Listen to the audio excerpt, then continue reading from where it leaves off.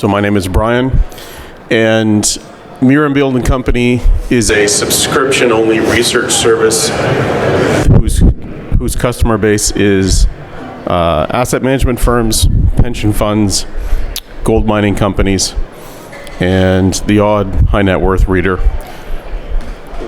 Over the next 20 minutes, I'm going to take you through some of the things that we do for those customers that you just can't get anywhere else. And if you're at all interested in what you see, we'd love to have you come for a free trial.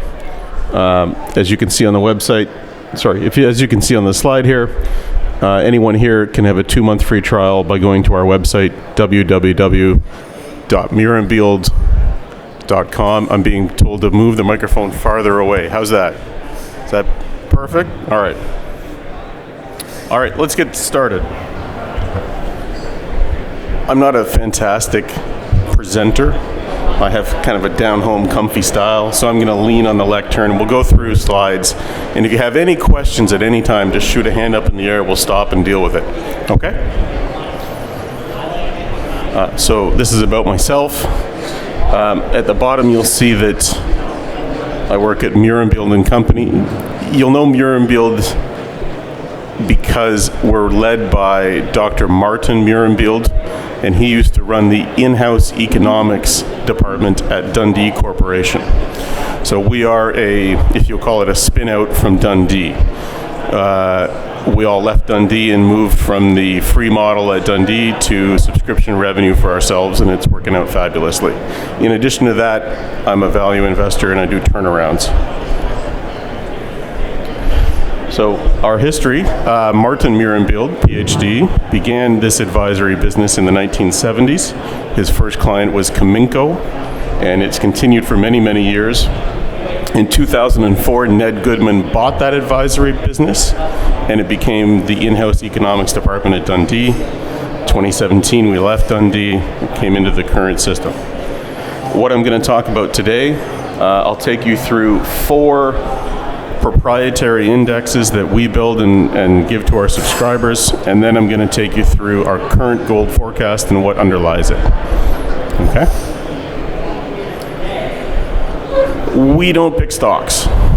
We feel that picking stocks is best done by somebody else, and as well our customer base are the stocks, right? So our clients are Agnico, our clients are Osisko, our clients are Newmont, so we don't want to be picking between them. That would hurt us. But we do know that no matter what gold stock you pick, if you picked it at a time where gold is going down, you're going to lose money. And if you picked even the worst gold stock at a time where gold is going up and you hold on long enough, you will make money. So what we do is we want to help everybody get the commodity price right. So that's where we focus our time on, okay? So this is proprietary insight number 1. Everyone's heard about the concept of a mining finance window. And the window implies to the small space through which, metaphysically, money comes in, equity goes out, and then companies have the cash they need to explore, develop, build, and either sell or operate their mines. What we've done here is we've taken 22 years of data back to 1998, and we've calculated on a monthly basis the number of dollars raised by junior mining companies on the TSXV, or CDNX back in the day. We do that as a ratio over market cap. We include the share price of the financing companies, for example, GMP, Dundee, that kind of thing. We put a few others in, and then we take out all of the autocorrelation, which is a fancy way of saying gold price goes up over time, so the amount of dollars that gets raised over time should go up just with inflation. We back all of that out, we build it into an oscillator, which is what you see here, and then we map the oscillator. This is a fancy way of saying, as you see, early 2018, for example, this value had gone down into the red zone, which means companies just couldn't finance. And how we describe the zones are, in the wide open zone at the top, any 3 people in this room with a spreadsheet and a plan can raise money to go find a nickel project in Romania. It's that wide open. Money's being thrown at companies. And then conversely, down at the bottom, Pierre Lassonde couldn't raise money for a startup venture. And that's being facetious, but we're trying to explain the scale here. So today things are getting slightly better than they slightly better than they ever have been. And in the very long way, we're getting off of the worst we've ever seen in our lifetime, which was 2016. So things are still bad, but getting better. Any questions on this? Anybody seen anything like this anywhere else? Okay, good to know. Here's an overview of the math that was in the last slide. Okay. More about that. Okay, so who uses something like this? Corporate development teams use this because they want to know whether now is a good time or a bad time. And of course, if you're not using something like this that's objective, your only other source is to ask your investment banker if now is a good time to raise equity. And of course, the answer is always yes. That's like asking your barber if it's a good time for a haircut. So we try to take that, we try to align your own needs with what you actually with what you need, not with what your banker needs. Investor relations teams use it to talk about conversations with shareholders about why they're not raising money now, or why they think it's better to wait, or conversely why they are doing it now because it's not better to wait. This provides an objective, factual basis for that conversation. Okay, and there you go. Okay, this is something everyone feels in their bones. We're just one of the few people that put it on a chart. Mining companies are getting valued lower and lower and lower every year, and that valuation drop has accelerated since the great financial crisis. So the current acceleration to the downside is visible here, and what this graph basically is easy to understand. We take the value of the index, we divide it by the price of gold, which essentially is what is an equity investor willing to pay per ounce of the company, okay? And this is with the XAU, but you'll see it's very similar with TSX. And maybe things are getting better as we're starting to move farther and farther away from the current trend line, but there's not enough evidence in yet to say that things are permanently better. And of course, this is the underlying rationale behind things like Goldcorp selling out to Newmont, right? Every company has to respond to this lower valuation in their own way.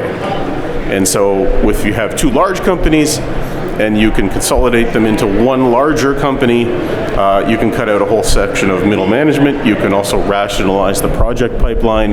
You can hopefully have a lower cost of capital, meaning it's easier for you to raise money for your next project. And you can also possibly take your current profits and plow them back into a better set of projects than you could have done separately.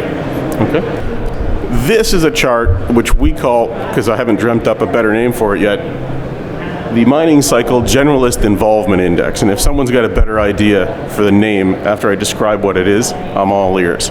This grew out of a conversation I was having with Sean Boyd in Zurich in April of 2018. We were talking about the mining cycle, and he said by the time generalist investors are buying Agnico shares, it's usually a year or two from the industry cycle top. And after that, the generalists move on. The dedicated gold equity holders stay, but valuations start to fall because the marginal money is leaving, not entering the space. And I said to him, well, we've been through such a long, hard winter. Why do you think 2 years is the right time to make that forecast? And he said, well, I don't really have any data except what I've lived through in my years running the company and being in the industry before that. And I said, what if I built something for you that shows generalist investor interest? And then we can graph it. And then we can figure out whether the last 7 or 6 hard years that we've had means that the cycle will last maybe 3 or 4 years after the generalists are involved. And he said, nobody can do that. Build me something and I'll look at it. And here we are. So what we've done is, and we're kind of a big data company, we've taken the public filings of holders of every large gold company that's in the top indexes, and we've broken them down on a monthly basis into one of 4 subgroups. Are they dedicated mining resource investors? Are they a sovereign wealth fund? Are they a generalist investor? And in that we include hedge funds, value investors, growth investors, income investors. Are they something else like retail or quant? And then we, for each of those buckets, calculate the percentage of total outstanding shares that they hold. So there's a lot of math, and every month you get a ratio. Then what we do is we take, for the generalist bucket, we subtract that from 100, and this is our number. Now, those are not, it says 75, 80, all the way up. Those are percentages. That's not a dollar amount. This is an abstract concept, not a dollar amount. So what you can see is the generalist investors were more involved in the industry in 01 and 02 and 03 than ever within our trackable history, and that it has fallen to a low in 2014, and that although we're a long way from where we were before, things are getting better.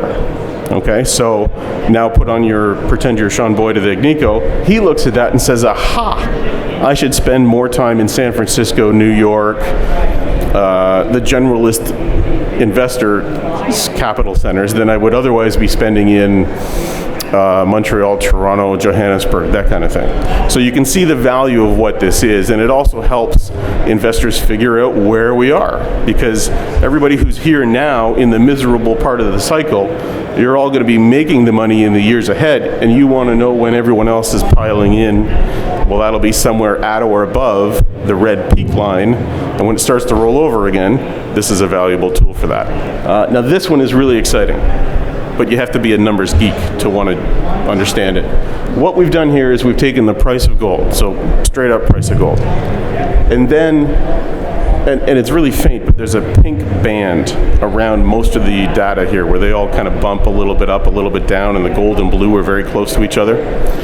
As long as the price is in the pink band, the entire mining industry globally in gold is achieving what I'll call commodity producer returns. And the reason I know that is because the definition of the blue line is, as it says on the bottom, all-in sustaining cash costs. Everybody know what that is so far?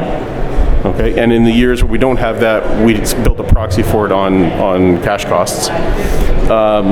And then we take that cost, which is expressed in dollars. So let's say the gold price is $1,300 and the all-in sustaining cost is $1,100 for the industry, just to keep the numbers simple.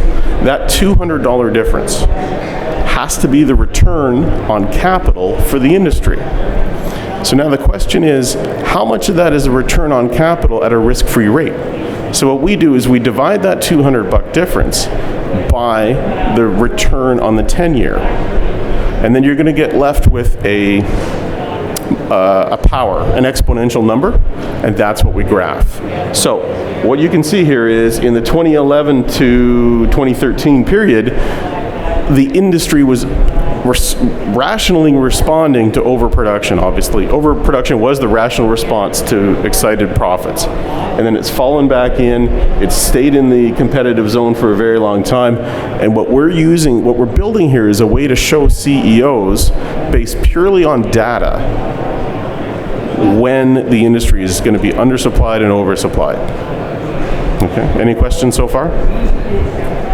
Like I said, it's a geeky little thing, but people love it. Okay. Mining margin effect on gold price, which is what I just described. Okay, we're down to 4 minutes. This is something that you'll hear everybody talk about. Do interest rates matter for gold prices? Of course, you can clearly see the linkage because we've been using it in our math all the way through. But it's the real rates that matter. It's not the nominal rates. And when you look at real rates, we're still cheap, which means gold is still going to have a tailwind behind it. And if you look at the dotted red line, the average real rate from 1968 to 2006, which of course was a very long period, and of course gold kept going up over that time, the average real rate was 1.22%. We're still well below that. Okay? So that's going to keep being a good thing for us. All right?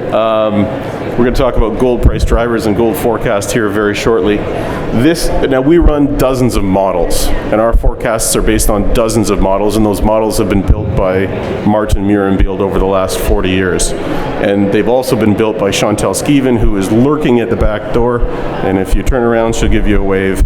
She's our brains and operations. So this is just to show you the overlap between the gold price and our models. And this is what our models tell us. So we'll close up with a bang here. Scenario A, B, and C is another way of saying our bear case, our mid case, and our bull case for the price of gold. Going horizontally across is what our models tell us. And then the red numbers, 10%, 50%, 40%, those are the subjective decisions made by Martin about which case is most likely. And then by cross-multiplying that down to the bottom, you get the weighted averages, and that's what we publish as our forecast. So our 2019 average is 1320. Then we add in $10 for geopolitics to get us to 1330. And as you can see, we're forecasting a slow grind higher. We're not $7,000 gold people. You just can't get that from the macroeconomics. I understand why it's going to happen someday, but today's not that day.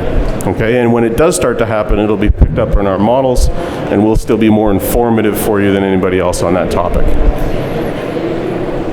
Okay, reminder again, and just here is some of the bar napkins upon which we sketch out some of our work, and we use that as part of our closing slide. So, if you like what you see, we're even more smart on paper. Try us for a 2-month trial, www.murenbeeld.com. Glad to see we have a full room. That's great. Thank you very much.